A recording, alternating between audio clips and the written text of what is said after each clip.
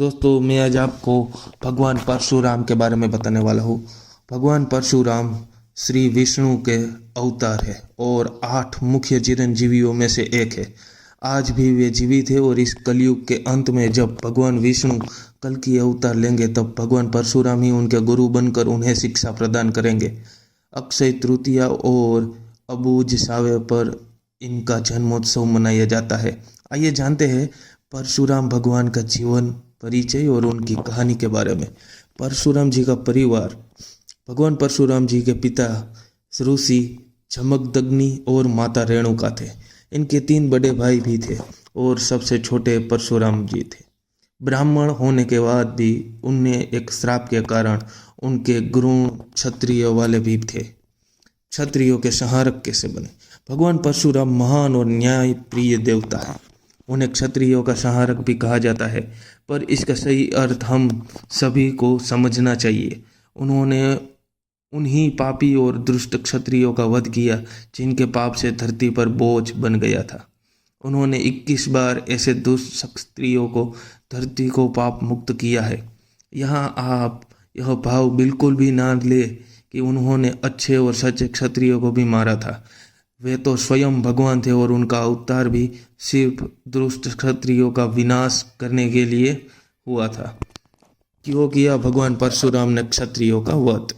एक बार राजा कार्तिवीर्य अर्जुन के पिता जगनमग्नि के मुनि के आश्रम में आए और उन्होंने कामधेनु गाय के दर्शन किए।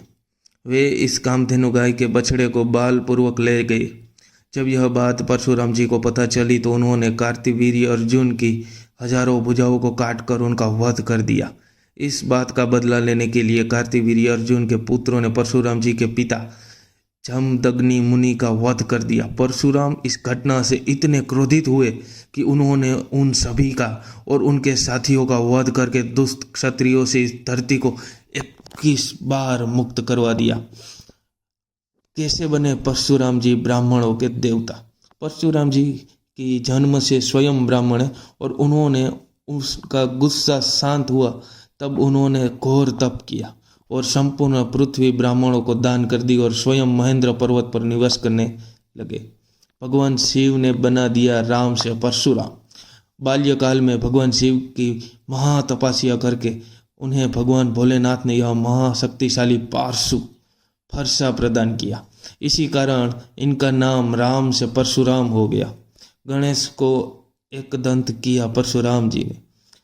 ब्रह्मदेव पुराण में एक प्रसंग आता है जब परशुराम जी शिव जी से मिलने कैलाश पर आते हैं, पर श्री गणेश उन्हें मिलने ही नहीं देते। दोनों के बीच में भीष्म युद्ध होता है और इस युद्ध में परशुराम जी अपने फरसे से श्री गणेश जी का एक दांत तोड़ देते हैं और बाद में भगवान श्री गणेश इसी दांत से महाभारत लिखते हैं। परशुराम जी का अपने शिष्य कर्ण को श्राप।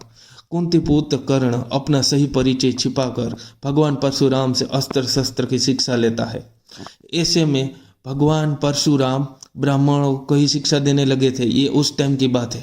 पर एक दिन जब परशुराम जी को पता चला कि कर्ण भी क्षत्रिय वंश है तो वे उन्हें श्राप देते हैं कि जब तुम्हें सबसे ज्यादा अस्त्र शस्त्र विद्या की जरूरत पड़ेगी तभी तुम इस विद्या को भूल जाओगे। इसी श्राप के कारण महाभारत में कर्ण की मृत्यु हो जाती है जब अर्जुन के साथ उसकी आखिरी लड़ाई हो जाती है। पिता के कहने पर अपनी माँ के शीश को भी काट दिया था इन्होंने। एक बार इनकी माता रेणुका जल लेने सरोवर पर गई जहाँ राजा चित्ररथ जल विहार कर रहे थे। रेणुका के मन में राजा को नहाता देखकर गलत बातों में जाने लगा। जब वह आश्रम में आई तो यह बात उन्हें अपनी पति जमदग्नि ने जान ली। उन्होंने क्रोध में आकर परशुराम जी को रेणुका का सर काटने का आदेश दे दिया, जिसे जो चाहकर भी परशुराम जी मना नहीं कर सकते थे। उन्होंने फरसे से अपनी माता का सिर काट डाला। अपने पुत्र के आज्ञा पालन के इसी कर्म को देखकर पिता बहुत प्रसन्न हुए और उन्होंने वरदान मांगने के लिए बोले। परशुराम ने वरदान में अपनी मां को पुनः जीवित करने और इस सारी घटना को भी सभी दिमाग के मिटाने से वरदान मांग लिया। पिता ने उनके वरदान को पूर्ण किया और रेणुका पूर्ण जीवित हो गई। परशुराम जी की चरणों में कोटि कोटि नमन। अगर आपको ये वीडियो पसंद आया है तो इसे लाइक कीजिए। अगर आपको ये वीडियो में से कोई भी डिटेल अच्छी नहीं लगी हो तो भी मुझे इस वीडियो की जो आप कमेंट करेंगे उसमें बताएं, तो मैं माफ़ी मांग कर सभी डिटेल सुधारने की कोशिश करूंगा अगले वीडियो में। तब तक हिस्ट्री मैन चैनल को सब्सक्राइब करना ना भूलें। Thank you for watching.